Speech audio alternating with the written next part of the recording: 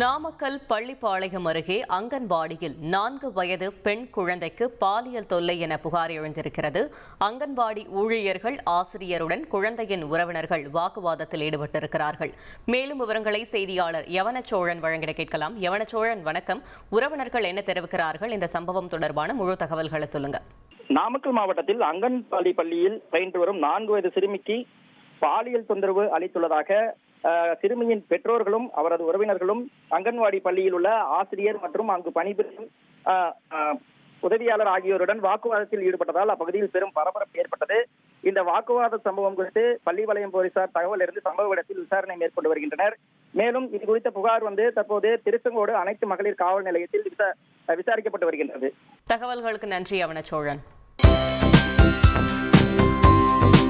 தந்தி டிவியை உங்கள் cable TV ஆபரேட்டரிடம் இலவசமாக கேட்டு பெறுங்கள். செய்திகளை உடனுக்குடன் தெரிந்து கொள்ள உடனே சப்ஸ்கிரைப் பண்ணுங்க.